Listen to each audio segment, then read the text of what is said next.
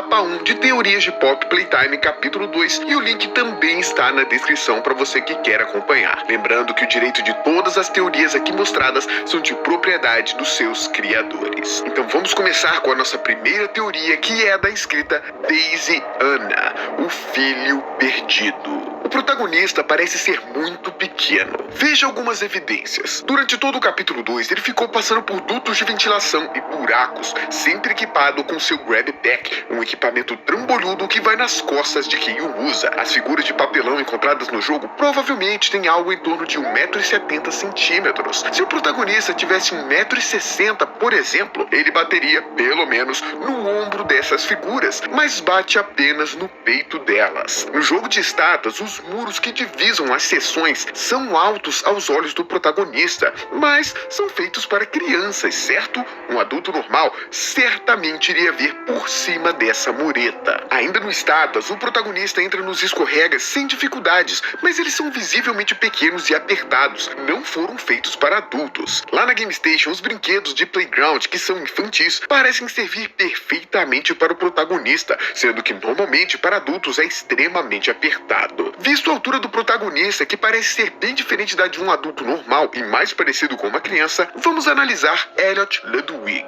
É curioso o fato da fita que fala sobre a morte de um parente de Elliot estar na mesma sala do documento sobre o experimento 814, que é um experimento que falava sobre ressurreição. Visto isso, é possível que o protagonista seja o filho de Elliot. Mas você pode dizer, ele era um ex-funcionário segundo o jogo. Bem, sobre isso, Elliot era o dono da fábrica, então poderia facilmente dar um cargo para o filho, que talvez ajudasse até mesmo nos testes ou experimentos com crianças. Quem sabe, ele sendo uma criança, não poderia interagir com os órfãos novatos e deixar eles mais tranquilos antes dos testes. Porém, o protagonista, filho de Elliot, morreu, e assim Elliot fez de tudo para revivê-lo, começando com o experimento 814. O tal do escorregador misterioso sem nome pode ter sido do filho de Elliot, que um dia herdaria a fábrica, mas acabou morrendo antes que isso acontecesse. Mais tarde, ele foi ressuscitado pelo pai, mas não suportou o que o pai fez, o tanto de pessoas que morreram só para ele voltar à vida, e então decidiu fugir da fábrica. Lembra daquela cena de alguém correndo como se estivesse fugindo da fábrica lá no comercial da Mom Long Legs? Aquilo foi uma memória de quando o protagonista, filho de Elliot Ludwig, fugiu daquele lugar após ser revivido pelo seu pai. Ele não é mais humano, agora é um brinquedo do tamanho de uma criança. Ele é o experimento perfeito de seu pai. Abalado com o que aconteceu, ele se escondeu e